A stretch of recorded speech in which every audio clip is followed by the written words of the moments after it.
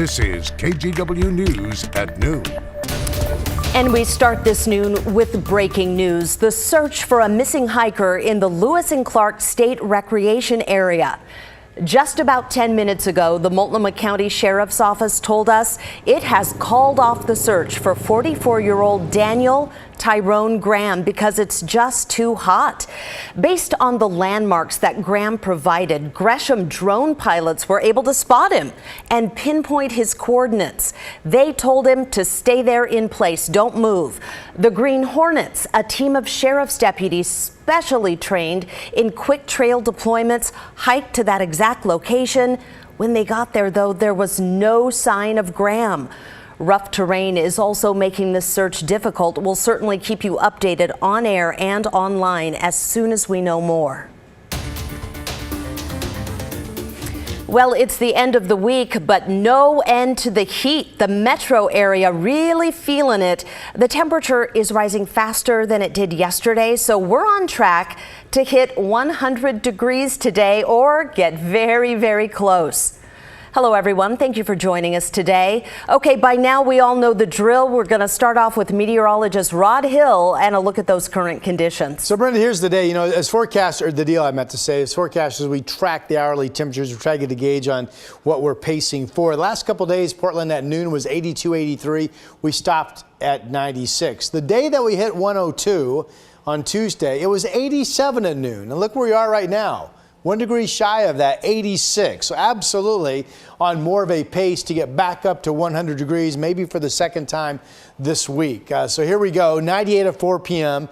That would give us, if that's correct, a high temperature right around 100, somewhere in that 5 o'clock hour, and then still in the 90s at 8 p.m. All of the advisories and warnings for heat for all of the inland areas of Oregon and up into Washington continue to be in place at least through tomorrow, and some of those warnings, many of them, could still be in play on Sunday. Here are the other temps real quick. It's 102. These are current numbers. It's 102 right now in Bend. The Dow's 98, Pendleton 102 right now, and Salem at 86. Look at Eugene, already 89 degrees. Humidity levels will be higher than normal this afternoon as well. Brenda, we had that yesterday. We're going to get it again today. Back to you. All right. Thank you so much, Rod. As this heat wave continues, it's claiming more lives. Yesterday, the Oregon Medical Examiner said 2 more people died of suspected heat-related illnesses. That brings the death toll to 4, 3 in Multnomah County and 1 out east in Umatilla County. The ME will determine the official cause of death, but that will likely take a few months. Now, because the heat really is such a health threat, Multnomah County expanded its 211 hotline to make sure that more people had access to help. The call volume has exploded this week, and KGW's Alma McCarty takes a look at how the system is handling the load.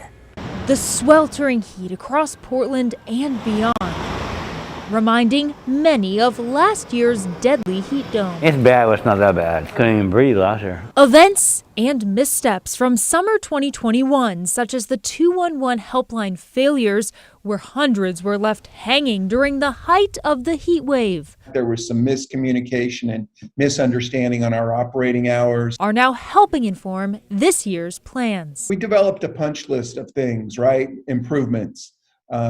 Course corrections, if you will, that we wanted to do going forward. Dan Herman, CEO at 211 Info, said in July 2021, the nonprofit went statewide, expanding their staff to now 150 and extending their availability to maintain a 24/7 operation. So far, the team's handled around 650 calls, the majority of those from residents in Multnomah County. We've been activated since 1 p.m. this past Monday. We're getting about 200 calls a day. The predominance of those calls are around where our cooling centers, navigation to cooling centers, and also air conditioners. And to get that info, the average wait time for callers is between 13 and 30 seconds. Last year, I'll mark down to a big year of learnings, not just for 211 Info, but also partners, the collective system that is support for a crisis or a time like this. In Multnomah County, 4 cooling shelters remain open through at least Saturday. Officials reporting about 170 people stayed overnight Wednesday. That's roughly 60% capacity overall. This spot filled up relatively quickly. Jake Dornblazer helps run this one downtown in the Portland building. Calling 211 is usually the best option because we report how many spots are available at each shelter. So they're going to be able to tell you which space has spots available for folks. Tony Scarino It's been great. It helped us a lot. says he's grateful for a cool place to rest out of the sun. Pretty hard being out there in this kind of heat, so I think they should come on these shelters and cool down. Other ways to cool down in Portland are listed here on the county's interactive map. Locate the nearest pool or misting station. A quick respite from the heat while looking ahead to cooler days. Alma McCarty, KGW News.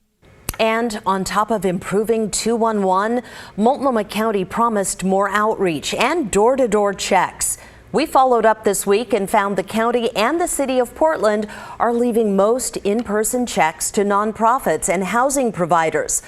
Although the city is sending out tens of thousands of automated messages to people in high-risk areas.